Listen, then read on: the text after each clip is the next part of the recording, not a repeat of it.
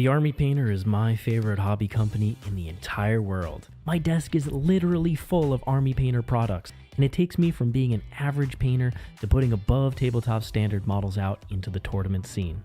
Not only that, but the Army Painter has sponsored more competitive play than any other hobby company in the industry. They allow us to keep doing the things that we do. If you enjoy the Army Painter as much as I do, head over to thearmypainter.com where you can use the discount code ARTOFWAR5 to get a discount on your next order.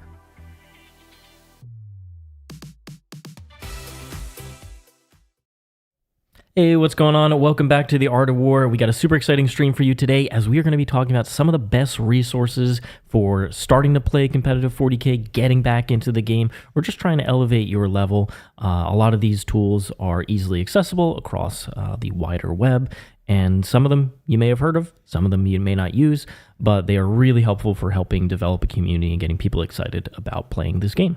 Absolutely. Yeah, maybe you're just starting out, or you're coming over from a different competitive game, different game that you play competitively, or you have decided to get back into 40K because you've heard recently, oh my God, there's so much stuff going on. Whatever it is, like, how do I get up to speed? How do I have the resource at my disposal to become better, to play at my best, and do what I need to do? And so these are some things that can give you a hand. They might not all be useful for you, but they're all useful for somebody. And Absolutely. Maybe that person might even be you.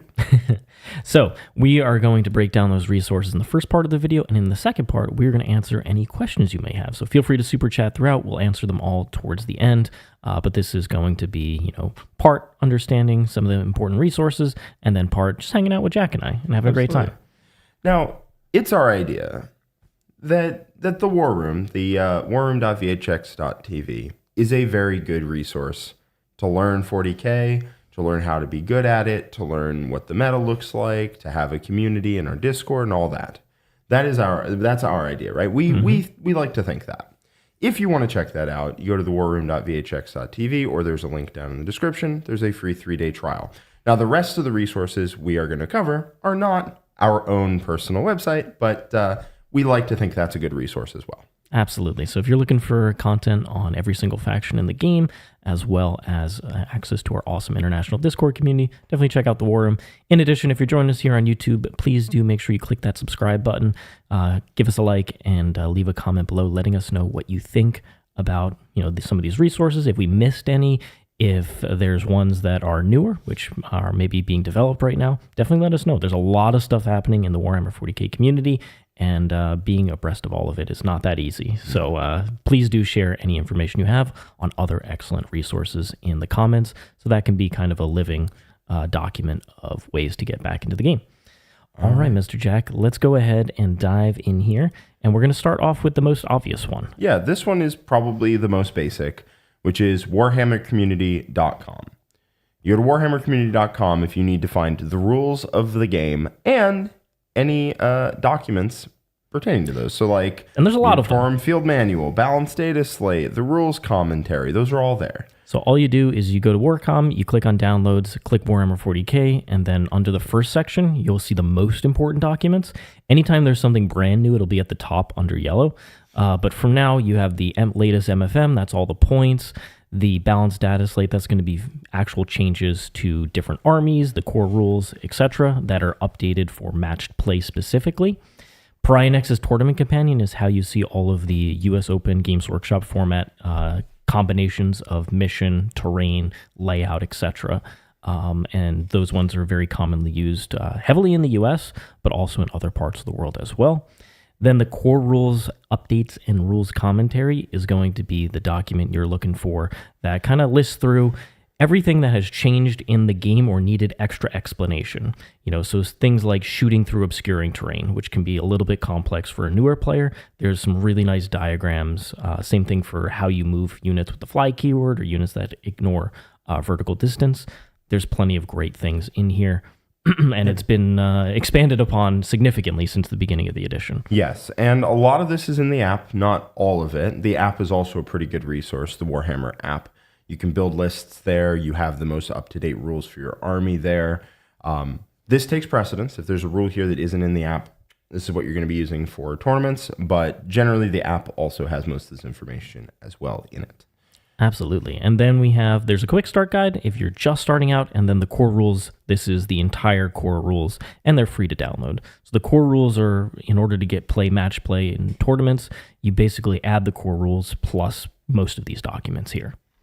And then if you're looking for anything else, some armies are still under the index days where they haven't received a codex yet. Their rules are still free to access on the app or here. And then Grotmas was a brand new thing that happened in December. Probably already heard of it, but every army in the game got a new detachment, and those are still freely accessible here. Yes, and if an army receives a codex, they have confirmed that the Grotmas detachment will carry through into the codex. So last thing is there's some codex FAQs and erratas. This is when certain updates need to happen to codexes. Sometimes they happen in the balanced data slate, and other times for more minor things, they happen in these FAQs and updates. Like something didn't have a keyword that it needed to have, like Scions not having deep strike. Oopsies. That's where you're going to find it in the FAQ, and the app will update with those as well. So this is the obvious one, but if you are brand new and just starting out, or you're at a tournament and you need to look up rules very quickly, when are they getting to that 48-inch range las pistol? That's going to stay. It's a relic. It's an heirloom relic. All right, next up is another resource. If you have been going to events or traveling, thinking about going to events you've probably heard of, it is Best Coast Pairings. This is the primary tournament app for Warhammer 40k. It also uses, other games also use this app, but it effectively has pretty much every event that you're going to see in many different tournament formats. So the UKTC events use it, WTC events often use it, and the U.S. Open terrain format events also use it. Yeah, sometimes you use, I think, Tourney Keeper over in certain parts of Europe. But like Poland, for instance. Poland uses Tourney Keeper. It's a shame, so I want to get my hands on some of them Polish lists. But BCP is generally what you're going to see most events on, and you can always check out. Like, hey, look at this. Manchester is March 1st. That is a large event. It's 280 people. Whatever armies do well at that event will have to win over multiple games.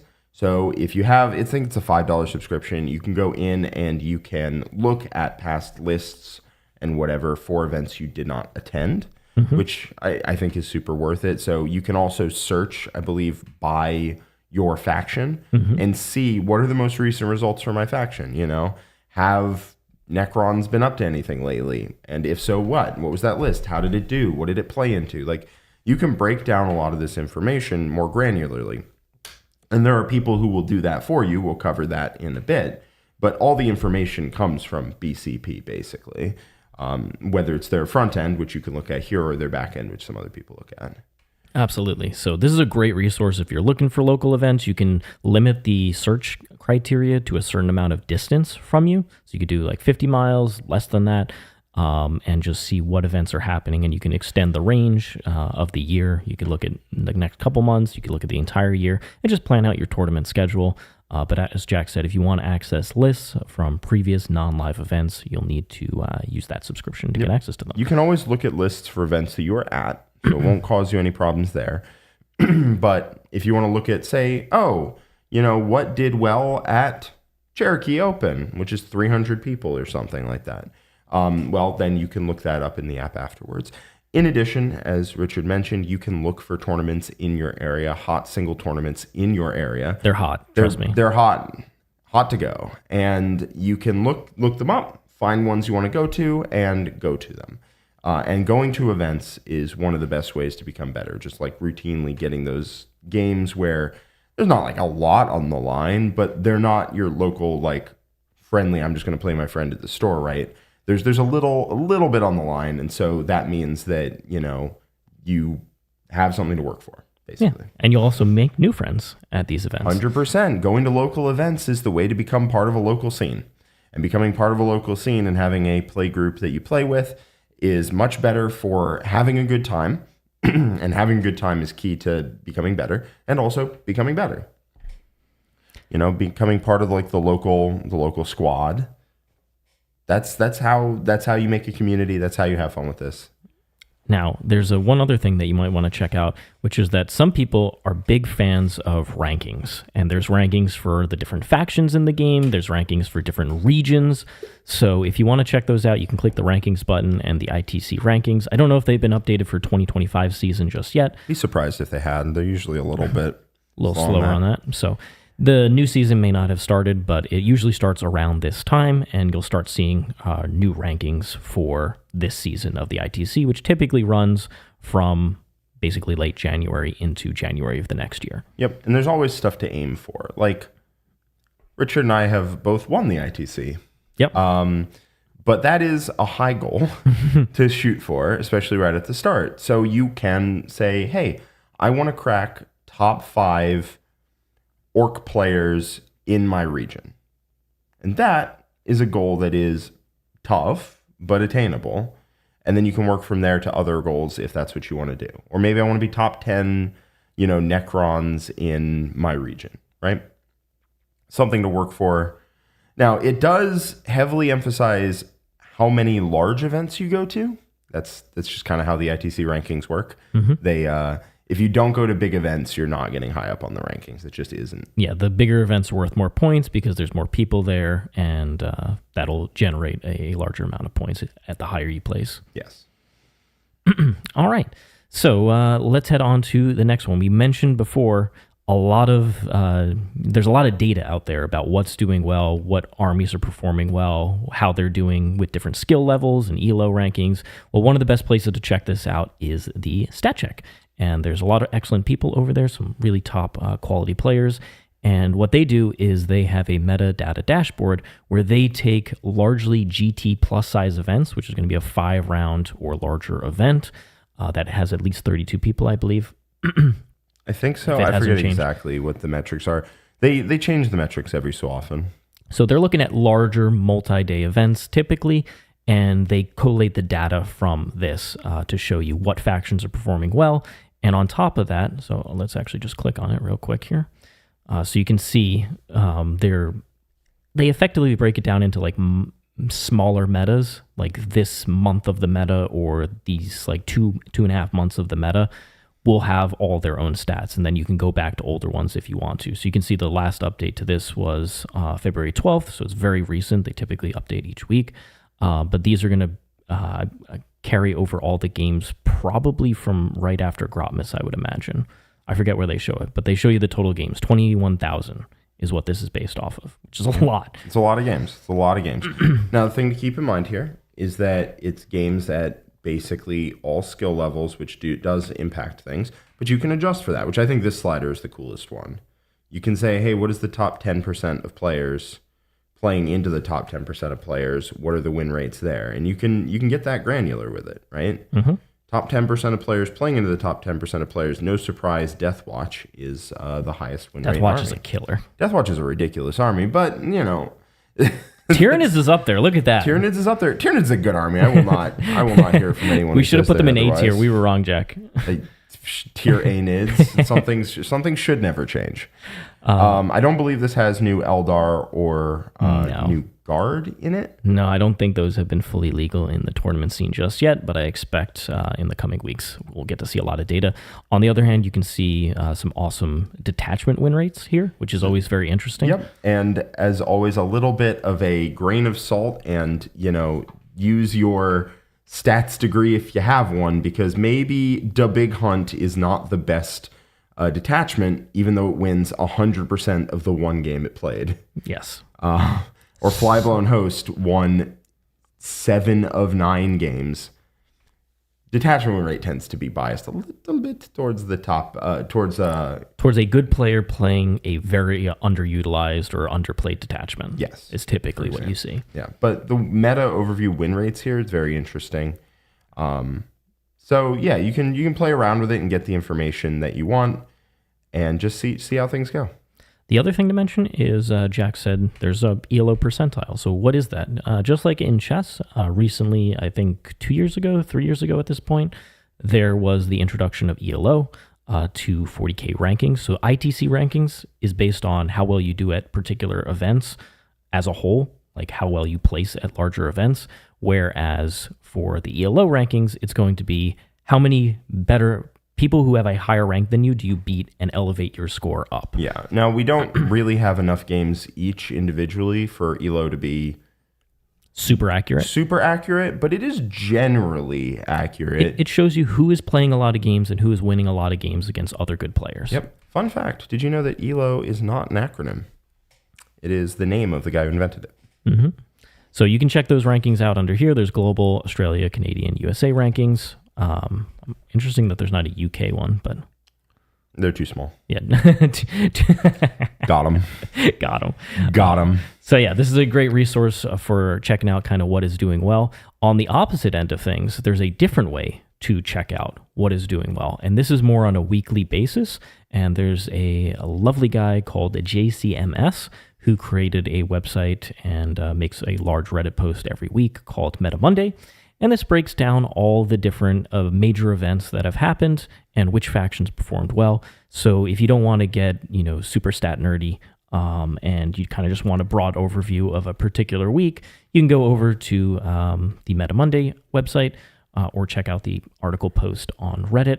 And you can just look, okay, what were the big events that happened? You don't want to scroll through BCP and check out which events had the most players. You just want to look at this synopsis. Cool. You can look there, see what was doing well. It'll list the army as well as Bridgehead. So weird. The detachment doing well. So weird. And then it'll be a list of all the different events, and they're global. So you'll see here's a Canadian event that had almost 100 players. The first event was in England, and so on and so forth. So some weeks they'll have a lot of data because there'll be a bunch of big events. Other weeks they'll have only smaller events, but they're still informative. Like if you're mostly focused on going to local events, maybe the big super major doesn't matter as much to you, but smaller events down towards the bottom do. And then they have some takeaways at the end. There's a breakdown and little ads. But yeah, like Thousand Suns had a good weekend. Second highest win rate, 55%. 2 of their 12 players going X and 1. Oh, 2 players went X and 1. Let me go check that out. BCP. You can go look it up. Yeah, very synergistic. Yep. And oftentimes on Reddit, you will find that people will post the lists as well. Or you can ask for it, and people usually do. Yep, absolutely. Okay, so those are 2 great resources. Now, what if you are a nerd? A math nerd, Jack? Nah, probably not. So this is a resource that I personally don't use, and you don't use it either. I don't use it either. So the reason for that is not because it's a bad resource, but because we've been doing this for quite some time. And we can basically run these numbers in our heads. We don't really need unit crunch. But if maybe that is not something that you are built for, MathHammer is very, very useful. And being able to do it is very important. I think I have a Jack theory specifically on MathHammer. Mm-hmm. And the reason it's important is you want to make your decisions with the best possible information. If I send this unit to go charge that unit, what can be expected to happen when that occurs? What's the likelihood that I do kill them? And what's the likelihood that they kill me back?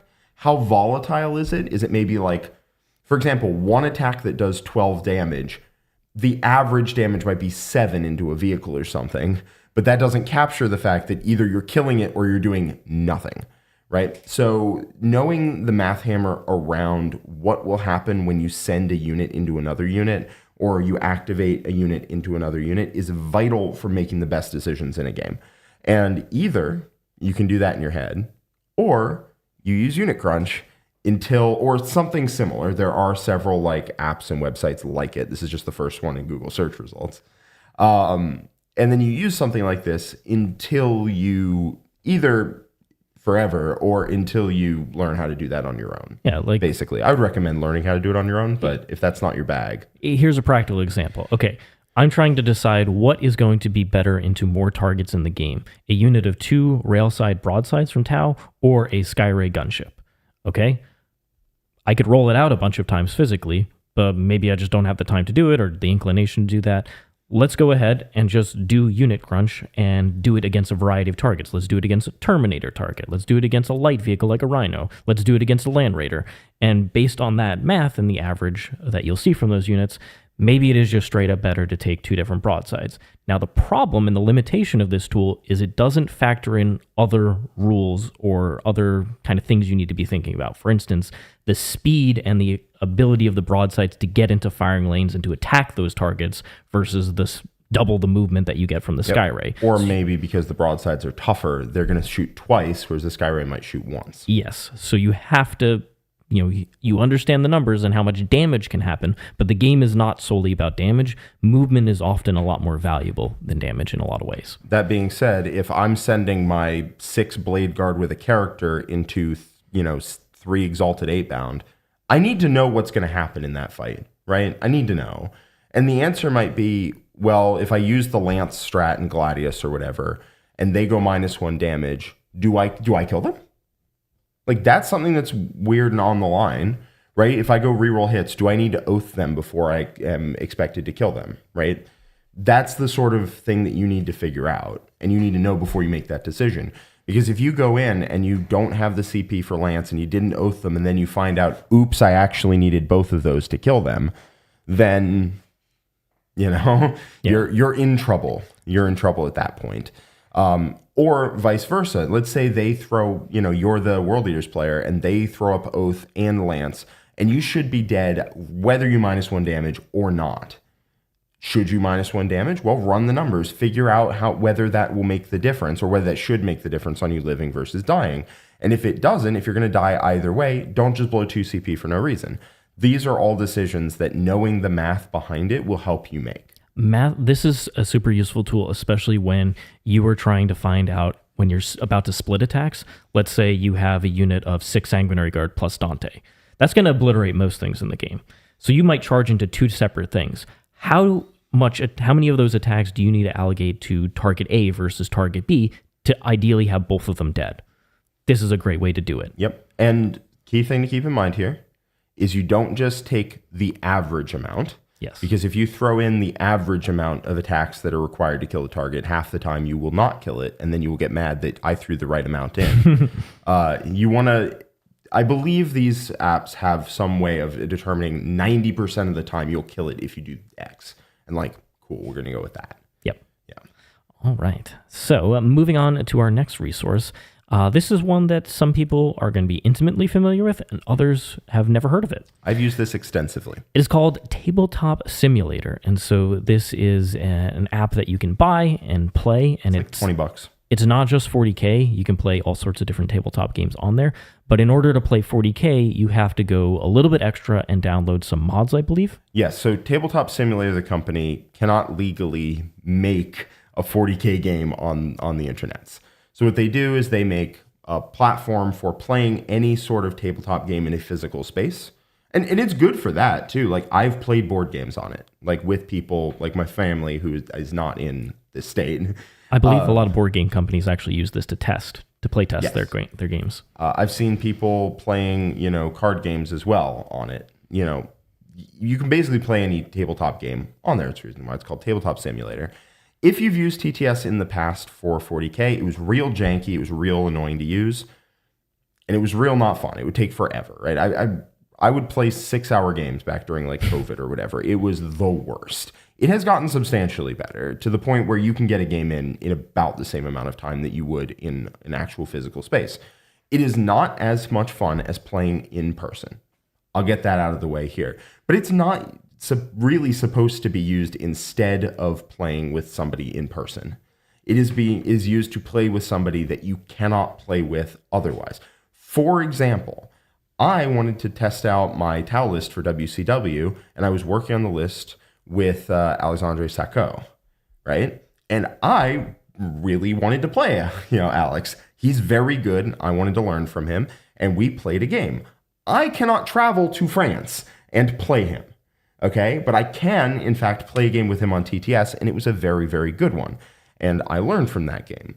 That's the kind of thing that it's useful for, right? If you know people around the country or in other countries that you want to play with, TTS is your way to do it. Now, let's say you don't know people around the country or in other countries that you want to play with. Yeah, that might not happen. Well, luckily, there are a bunch of resources for you for doing that. First off, you can find people in various Discords who will want to play. Our Discord, for example, you can guaranteed get games if you want them.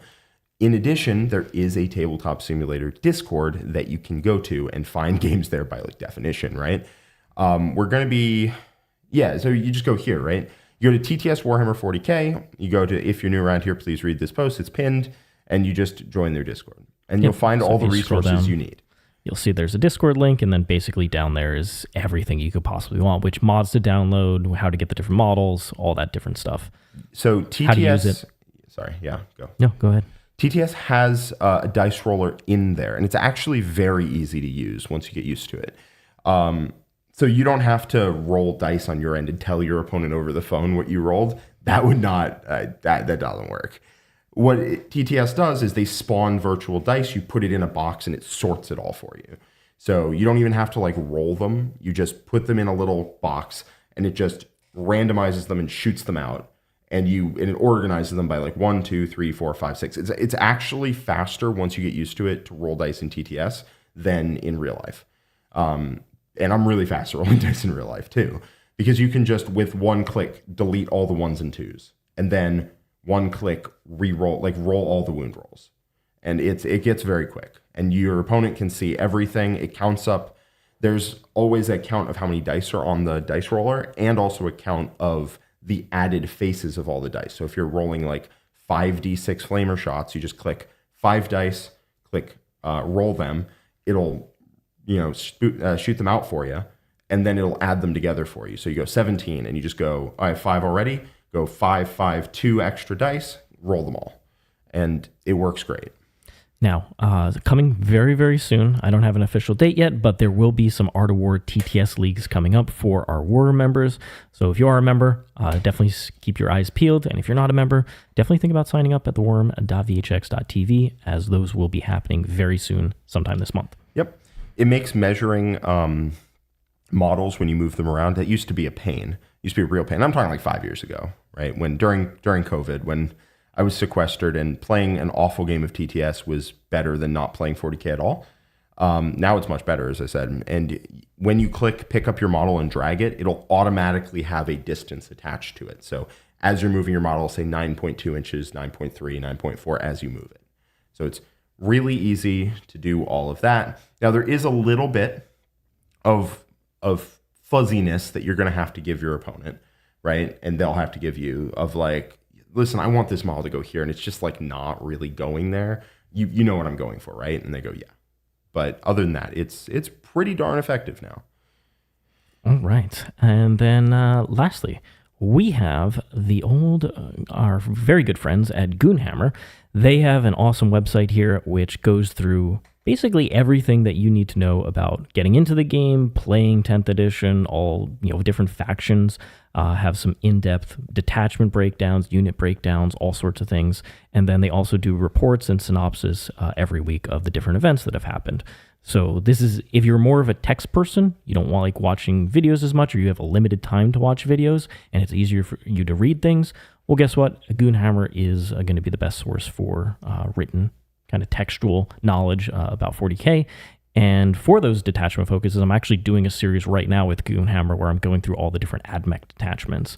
And the first 2 articles have released already. The third one should be coming out by the end of this week, and the rest will be coming out in the next 2 weeks. So definitely check that out. We've written articles with Goonhammer before, and Jack and I in particular, Goonhammer has an app called the Tabletop Battle app. Yes, I would recommend that app too. This app tracks everything that you could possibly want to do regards to playing a game of 40k and scoring out a game. It's an excellent app. You can set it up to do an entire tournament. You could set it up just for a single game. You can do different terrain formats. It'll show you the layout, the mission, all the details, and then it'll keep track of the score with an overall scoreboard for you. So it's an excellent app. In addition to that, there's a little play button next to each of the missions, and Jack and I actually did the mission breakdowns, kind of explaining what you want to be thinking about when you go in and start playing that mission. Yeah, absolutely. The app is also just a pretty good way of keeping track of your games. So like I have all the games I put in the app. It's like, I don't know, 50 something games because I use it at tournaments, and you just have a record.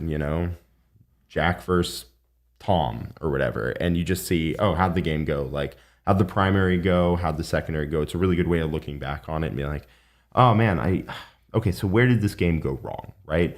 Was it on primary? Was it on secondary? Was it just my secondary draws were bad? Could I have improved them in some way, improved my ability to do them? Like anything like that, it improves your ability to go back and look at your games, which is very nice. Yeah, and like we said, this is not exhaustive of all the excellent resources that are out there. These are just some of our personal favorites and the ones that we've used extensively. So if you do have other ones, definitely post a comment below and let us know. Let's go into some of these super chats here. Yeah, I do want to call out one other thing, which is I think that your local community is going to be one of the best resources for this. Your local community is going to be the players around you, and your best resource, honestly, is you become part of a local scene. You just go to events, go to a store near you, and you'll become part of a local scene. It's not like, as long as you don't just walk in, play game, leave. It's very tough in 40K to not become social with people because you spend 3 hours just having a conversation with somebody. It's kind of like it's like speed dating, but if you take the speed away and also a little bit of the dating, but you get my point. But it's very tough to not become part of a social scene at that point because it's a very social game. And at that point, you just play games with people near you in your local Discord, local group, local community, local team. That is going to be your best resource. Especially maybe the best player at your store or whatever. Play them a bunch. Yeah. You only get better by playing into players who are better than you. You'll learn a lot significantly quicker than otherwise. And again, the last resource we'd recommend is the warroom.vhx.tv. We put a lot of work in there. We think it's a very good resource for learning a lot more about the game of 40K, about how to play it well. We think it's a really good resource and that you should check it out. Yeah, it's designed for all skill levels. So if you want to come over and you're a newer player, you're a little intimidated, like, do I need to know about all the best armies in the game and all this stuff? That's not exclusively what we do. We have a lot of top table content, but on the other hand, we have a ton of stuff for just thinking about the game in impactful, important ways. So Jack Theory is an excellent one. We have a strategy session series that is all the missions, how to think about all the missions in depth, showing you strategies to try and get an advantage on them. We also have a series dedicated to every single faction called State of the Factions, which give you a sense of where they are in the meta at this current moment and what lists you should be trying to design towards and what units are going to be performing better in this meta and whatnot. There's 3 battle reports every single week with post-game analyses that'll help you get better at analyzing your own games because you'll see what we thought we were going to try and do, what our plan of action was, how we approached it, and then what worked, what didn't work. And that's really helpful for people trying to get better. Absolutely. Okay. Let's go ahead and answer some of these super chats here. And if you do have questions for us, please do feel free to super chat here. So we got Ryan G with a $10 super chat. Thank you so much, Ryan. Fun fact, if you manage to attach a bunch of cats to you while playing 40K, their purrs will make you more calm than your opponent and maybe even help you roll dice. Results may end up varying. That's true. We'll we'd have to see if cat purrs can actually harmonically align with the resonance of the dice. Can you put a cat in TTS? On the table. They can do anything nowadays. With AI, that cat can come out of your screen and attack your opponent physically. If a cat gets on the table in TTS, would it knock all the models over? Oh, yeah, 100%. 100%. Well, it's you can hit the flip table button. Somebody mentioned that. If a game is over and you instead of conceding, the best way to concede is you hit the flip table button and the board just goes. Thank you so much, Ryan. And we got Kenneth Smith here. Thanks so much for your $5 super chat. Best resource for me is the Chinese store on the corner. Every $10 of food is worth 1 game of permission from the wife. Whatever works, man. Hey, whatever does it for you. There's different laws for different people. That's right. We're just happy that you're able to play. Then we have Brother Tobias, a €2 super chat. Thank you so much. I heard of this thing, The War Room. Is it good? Yes, indeed. If you saw our little pitch there, check it out. There's 3-day free trial. You can check out all the different types of content and decide what is best for you. But we have a lot of different stuff for all different skill levels. Yep. I happen to know that while he's having a funny, because I know Brother Tobias is incredibly active in our Discord. Oh, yeah. Okay, well, then we got Raptor Jack, $5 super chat. Thank you so much. Best attachment for Marines with no special characters. Laius Isidon doesn't have a data sheet yet, and Shrike is Raven Guard. I love how you're doesn't have a data sheet yet. Yeah, I don't think he'll be getting a data sheet, unfortunately. Unlikely. But do you coach new people? Absolutely. Yes, we do. We coach people of all skill levels. For a while, I had a coaching client who was trying to get back in the game and was trying to learn a couple different factions.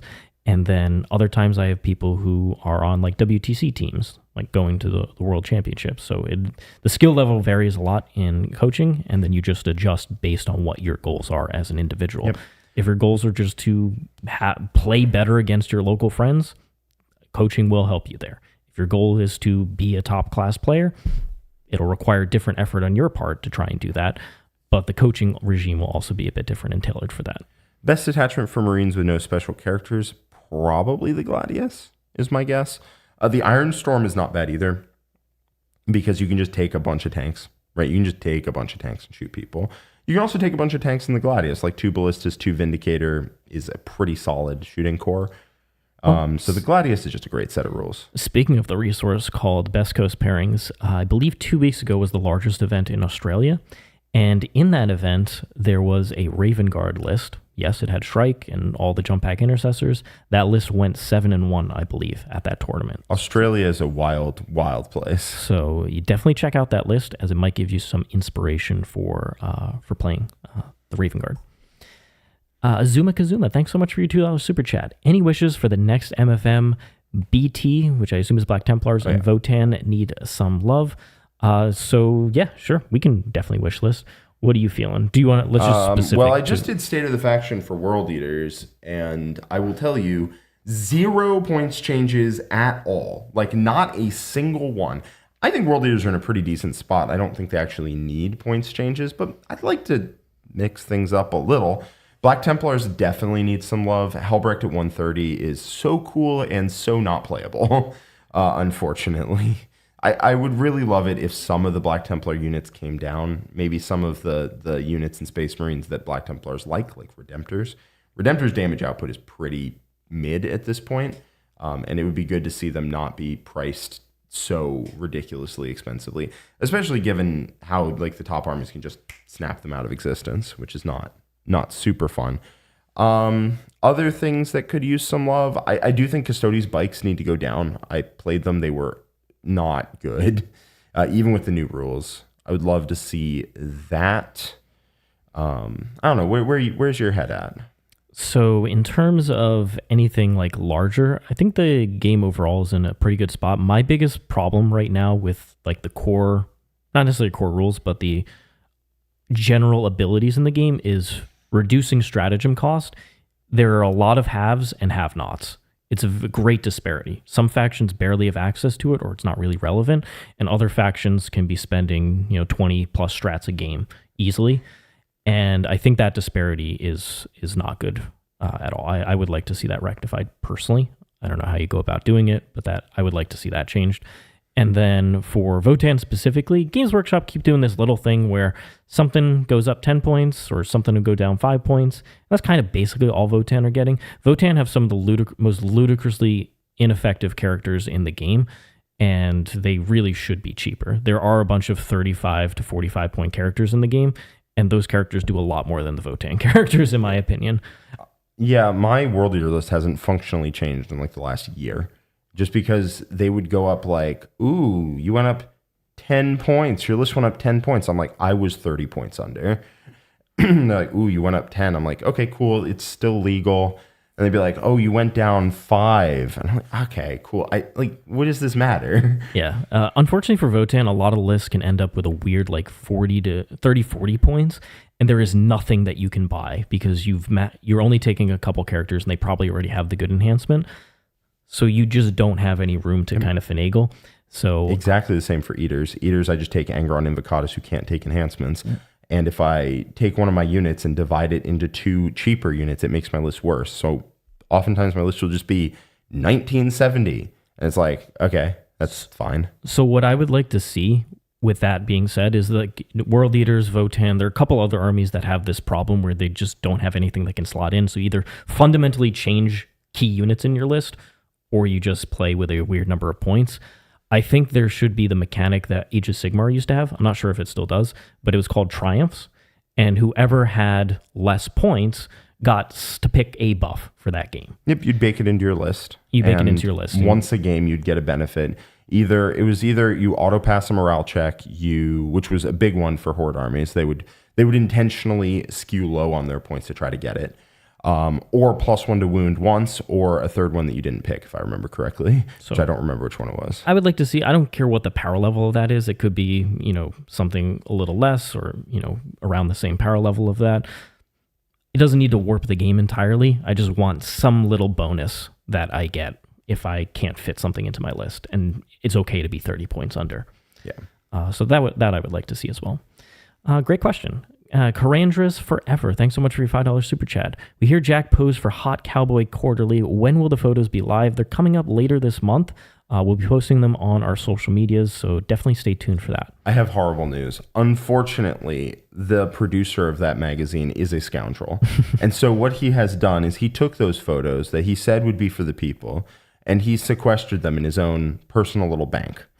And unfortunately, we cannot track him down. He has gone to a non-extradition country, and he's using those photos for something, and I cannot, in good conscience, tell you what. We're going to send the Batman after him. We have to.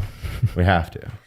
Christian Labanowitz, thanks so much for your $5 super chat. Played first match with the new Eldar Codex versus Blood Angels, got locked out of scoring by turn 3. Warhost detachment, move into aspect host next match. What should I work on? Try designing things in your list that are there specifically either to hold primary, hold objectives, or are there to bait your opponent out so you can kill them. And you need things that can go take their objective while this is happening. Yep. Because the thing you don't want is for them to score 2 objectives every turn and you to score 1. That's how you lose. So what you need to do is if they're taking your objective away, you need to take their objective away, and you need to build resources into your list for that to work. I think there's an easy assumption, especially at the more casual levels, where you can just build towards damage, and it ends up being who has more efficient damage into the other person. And so you both kind of walk like Napoleonic armies out into the middle of the table, and somebody kills the other player. But as you go up and up and up towards the top of the meta, it really becomes more about the plays to dominate the scoreboard. And I think Eldar, it's super tempting to just go straight towards the damage units. Yes. And forget about, hey, I do have to have something that screens my backfield, holds my home objective. I do need things that stand on my expansion or something that could heroic to protect it. And yes, you might pull some of your damage out of the middle part of your list, but that's okay. You have some very efficient resources. Damage does not directly translate to winning the game. Damage might translate to... It's the Star Shatter problem. It's the Star Shatter problem. It's the reason why we ranked it in like okay tier, is because it kills you but doesn't score points while it's doing so. And so you can fairly easily outscore it with a variety of armies. Then we got a Nerd Gains 357. Thanks so much for your $5 super chat. Speaking of stratagem disparity, monsters can't tank shock and some armies can't grenade or smoke. Should this be fixed? I do believe so. I believe that all battle line, they changed the name from grenades to something else, and all battle line units should be able to use it. I think all infantry should be able to use it. Smoke has a lot more of a balancing factor. I don't think you want every unit to have access to smoke. I think smoke is fine linked to the units that have that keyword. Grenades is the egregious one. Some armies just have it all over the place, and you get to use it for free. Not necessarily free, but don't. Right? Yeah. Like some armies just don't. AdMech have one data sheet that has it. Tyranids have 0. And there's ways to make this work for things that don't actually have grenades, right? Like, yes, a Tyranid Hormigaunt does not it's not going to pull a frag grenade out of its belt and go ching. No, but it's like acid spray or something. Yeah, acid spray, or like I can picture the fluff page right now. Whether it's frag grenades or acid sprays, every army has ways to do extra to bypass armor or whatever, right? To kill tough targets. And then you just give it to all infantry, because basically every army has infantry except for a couple. And that's okay. And I do agree that monsters should be able to tank shock just as well as tanks. 100%. Because if a walker can tank shock you, a monster can tank shock you. Like, what's the difference here? Yeah. One has a hull and another has chitinous armor. Okay. Like, yeah, they should be able to. Yeah, so I would either go back through certain data sheets. Yeah, Brother Tobias is mentioning the flesh hooks used to give effectively grenades. Either go back through specific data sheets and be more balanced with the different factions of who has access to it, or just switch how the stratagem works, which I think is easier, personally. Other than GSC, they should actually lose grenades. They should have a special rule that says they don't have grenades. B Blackout, thanks so much for your $5 super chat. What terrain set would you recommend for someone looking to practice for GTs in the US? Love the content. Going to plug for Nick here. Been loving his coaching. Thanks so much. Okay, so a great resource here is you want to go to Warhammer Community, and if that right transition here, button, you go to Pariah Nexus Tournament Companion.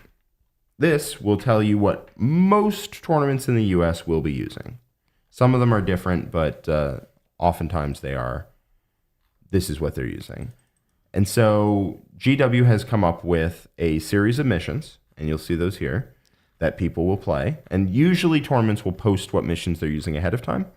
And then it'll tell you what tables are played on. There's 8 tables currently, although I suspect when we are not in Pariah Nexus anymore, the tables will update. They did when we went into Pariah Nexus. So you can see here's all the missions, and then below it are the terrain layouts. And how they work. And what they look like, right? This is terrain layout number 1. Terrain layout number 2 is different. I have them all memorized personally because I've played on them so much. If you want, in TTS, there are resources. You can just pull up any of the different maps for UKTC, WTC, the USGW layouts. All of those can be pulled up on TTS, so you can fiddle around with it, see what it looks like without having to set them all up on the table. In terms of the ones that are most commonly used in the US meta, layout 1 is extremely popular. It's seen in most tournaments, I would say. So this one is a really good one to practice on. I think it's one of the more balanced ones as well. You just have to be careful if you have vehicles that are thicker than, is it 4 inches or 4.5? It's like 4.5 inches. It's like 4.5 inches. So I think Predators with sponsons are just slightly too thick to fit through. I think here. Predators with sponsons go through, but like a Land Raider can't. Land Raider just starts here, basically. Yep. Yeah. So that's a popular one. Layout 2 isn't as popular as you would imagine. It also existed in the previous packet, but it's seen decently.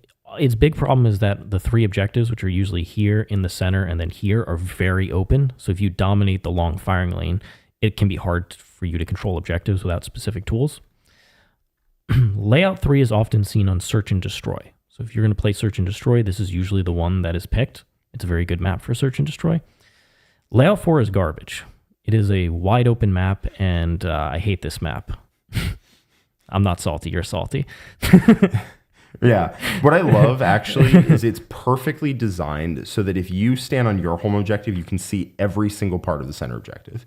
Because of the exact way that those ruins point at the center, it's ridiculous. And you can also shoot very easily onto all midfield objectives. Yes. And there's this gigantic gulf between the 2 armies. Layout 5 is exclusively used for Dawn of War, which is not very common to practice on.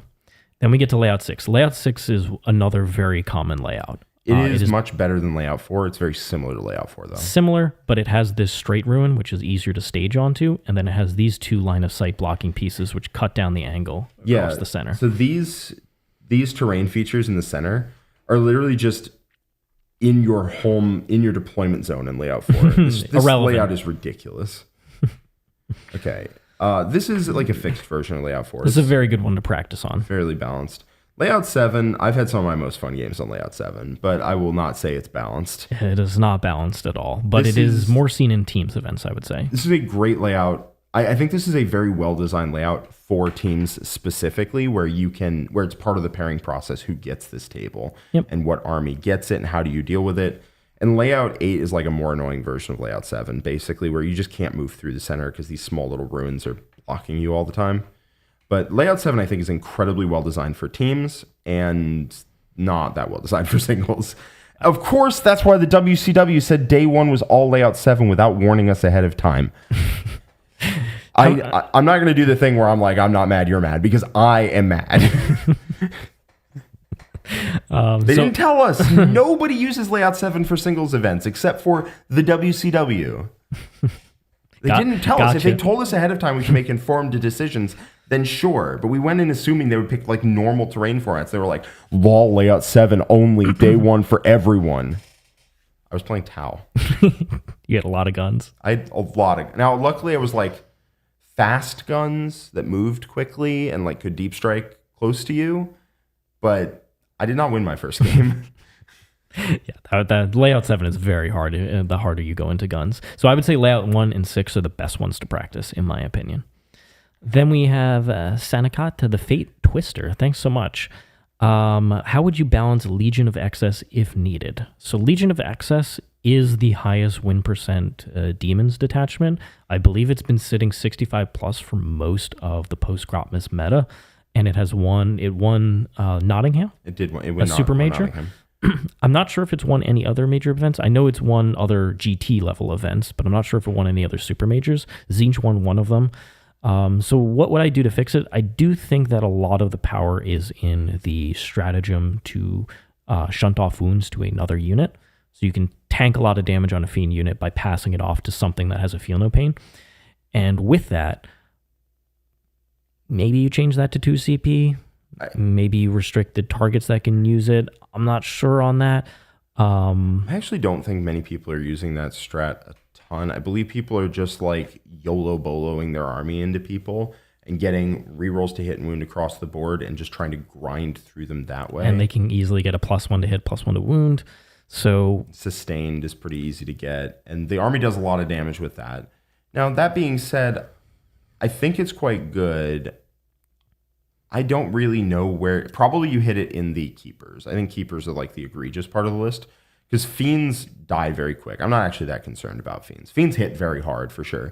If you're running, I also think it mulches like shooting armies because you can run in, give up fight first all the live long day, and the Vindicator's going to do upwards of a wound, right? And then you just murder it with dev wounds, full reels to hit wounds, sustained, like bye-bye. So that's a pretty big deal there. Like it does prey on shooting armies where your entire army basically gets reels to hit and wound in combat. And that's pretty big. So I think the keepers are the part of the list that is the issue if there is one. Now, this being said, I have not had a problem with Legion of Excess in the games I have played against it personally. So I don't best know what to change for like against the people who are causing problems with it. Basically, it is a stat check. Like we can't get around that. So it's 15 to 18 fiends. It's 2 keepers usually, and then a bunch of seekers, a bunch of demonettes. So what you can do with a stat check is you can either make its synergies less powerful. So that would be toning down. Maybe instead of an aura +1 to hit, +1 wound, you let them do or full rerolls to hit and wounds. You could make that reroll 1s to hit, 1s to wound, or you can make pick a unit that gets the buff instead of an aura. They could do those rules changes, or they can just increase the points so that you can't run as much stuff, so the stat check isn't quite as powerful. I personally think the issue is that I think keepers are too tough. I think that really is what it is. Too tough for their cost. And then when you give them full rerolls to hit and wound, they don't really care that they give up the fight first. Sorry, I didn't mean to interrupt you. No, you're good. My concern with increasing the points is that this hurts Chaos Undivided lists. It does. And I don't like doing that. So I probably would target Legion of Excess rules specifically. And the ones that stand out is the shunting off wounds and then their damage buffs. So some of that can be tweaked. Yeah, the damage definitely can be an issue. Because, like, I don't know. I really don't know. Looking at it, without damaging like Chaos Undivided, it gets a little tougher. I'd say probably, maybe you pick one unit and it falls back in charges instead of your whole army falls back in charges. Because I think if you say one unit can reroll hits and wounds, that guts the army in half, right? Like it's just horrible at that point. Because you go in, they're like, I'm going to fight first on the unit that rerolls hits and wounds. So you can't like really rate limit that too much. Because it does rely on, okay, you killed one of my units, but the next one's going to swing with real hits and wounds. And I like the timing that's when it's declared. I think you could change the timing to be before heroic intervention, because currently it's at the same timing, and since it's your turn, you can decide to have them heroic or not, and then decide if you want to real hits and wounds. So it gives your opponent a little bit of a tough choice there. I would probably say like, one unit gets to fall back in charge every turn instead of the whole army. I don't know. It's the other strat for Battle Shock, and then if you fail it, you can't target the keeper is also a big one to just like stop you from killing one of their big pieces. And I think it's a Battle Shock at like -2 if they're in shadows range, something like that, and you take mortals if you fail. It's a good strat. It's a hell of a good strat. Yeah, they have a lot of good rules, so I would imagine some of that gets tweaked in a way. If it really depends on what the design team thinks is the most egregious part of that. If they think it's the reroll wounds fishing for devs, they might switch it to reroll ones to wound. I can see that. I think that causes some massive issues with the army, because then suddenly they like can't kill tough the way they kill like high toughness targets is by rerolling wounds, because keepers are low strength, fiends are low strength, demonettes are low strength. Yeah, so if you keep the damage high, then either their defense or their tricks have to be worse. Mm-hmm. I don't know which one, but very interesting decision that probably Games Workshop will make in the next data slate. Fiends are incredibly fragile. I have definitely seen that army collapse in like a turn. I don't know, man. I don't know. I'm not going to claim to be an expert on Legion of Excess. Bonsai Kitty Gaming, thanks so much for your $2 super chat. Thoughts on 3 Predator Destructors plus 2 Thunderstrikes? I think Predator Destructors are good in one army and one army only, and that is Death Guard. And since you're saying Thunderstrikes, that implies to me that we're not playing Death Guard. I don't love them outside of that. I really don't. I could see an argument for Predator Annihilators. They're actually not bad now, as long as I'm getting them right. Destructor's the autocannon one, I'm pretty confident. Mm-hmm. The last cannon one is actually not terrible now if you have some way to make it a little more reliable on like the hit or the wound or whatever, right? Because it's otherwise just 3 shots with no reroll. So something like Ironstorm to give it a reroll definitely helps. It's also pretty decent into an oath target with +1 to wound, because then it hits on 3s, full rerolls, wounds on 2s, one of them's twin linked, one of them gets a reroll off of Ironstorm, and then that's pretty solid there. And just like, here's take 3 saves, take 3 saves, take 3 saves, take 3 saves, quite often. I don't love the plan of I'm going to take a vehicle that makes another vehicle shoot competently, right? The Thunderstrike shoots you, and then something else actually does the damage. I would rather just take 2 units that both do damage. So if my opponent kills one, it doesn't completely neuter the synergy. If my opponent killed the unit that does damage, now suddenly the Thunderstrike is there being like, somebody +1 to wound my target, please. Like, it has like some guns, but still, it's not what I want.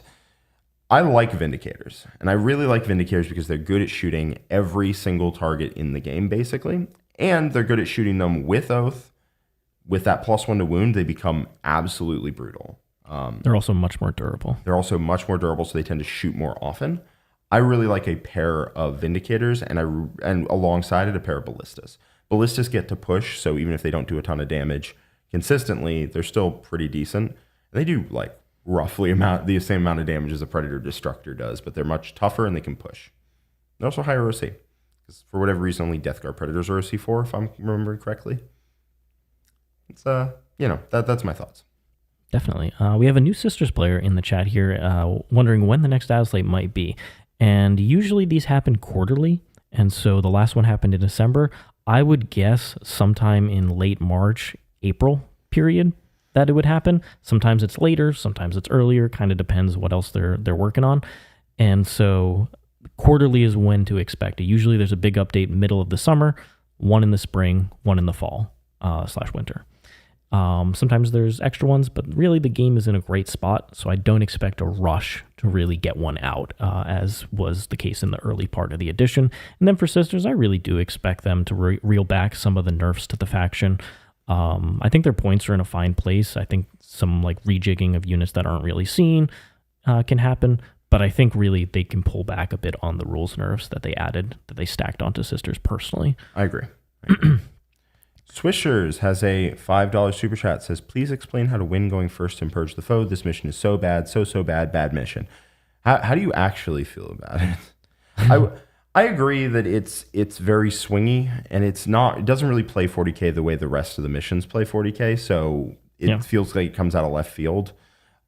The way to win going first is not fun on purge the foe.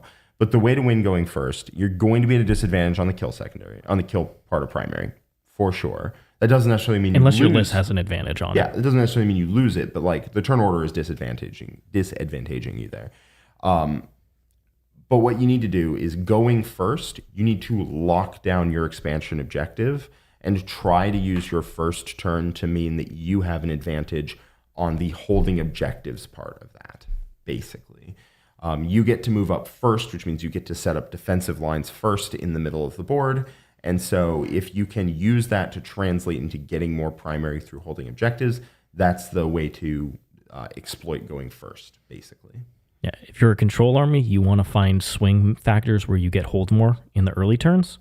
by either forcing them to expend a lot more resources to stop you, and then you kill those resources and they can't stop you later, or things go wrong for them in various ways. There's heroic interventions, whatnot, and you just swing a couple objectives, swing a couple hold mores, and that'll prevent Killmore from really collapsing your ability to keep primary even. And then you just play a normal game out there. If you can get 2 hold mores somewhere, you'll be fine, even going first. So if you're a kill army, then you need to start the action quick. Like Jack said, stage up and then start to get aggressive very early and make it a more chaotic game. Yep. Use that first turn to your advantage. Even if it's not a big advantage, just use whatever it gives you, and that's board control. Jonathan Haynes has been a member for 21 months at the gold tier. Thank you so much, Jonathan. Good morning to you. Hope you're having an excellent time, and thank you so much for your kind words every single day of the week. We always look forward to it. All right, that looks to be all the chats here. Well, hopefully people enjoyed this one. If you are joining us, do give us a like, subscribe to the channel, and tell your friends about us. All of that massively helps us grow the YouTube channel. In addition, leave a comment below letting us know what other resources you think are really good for newer players, players coming back into the game, players trying to elevate their level in competitive 40k. That'll be really helpful as kind of a living document to the new people who are going to come back and watch this video many months from now. And if you want to see more content from us, more competitive content for all skill levels, check out The Worm at theworm.vhx.tv. There's a 3-day free trial, and on top of that, you get access to our awesome international Discord community. So do check that out. Hope you're having an excellent day, and we will see you all very soon for more content. Coming up next week is going to be some more exciting things, like I believe the Aldari detachment tier list is going to be Tuesdays. So definitely come join us at 10 a.m. Eastern time on Tuesday for that Aldari detachment breakdown. There's a lot of detachments in Aldari. There's a lot of good ones. All right. Thanks so much, everybody. We'll see you all next time. So long for now.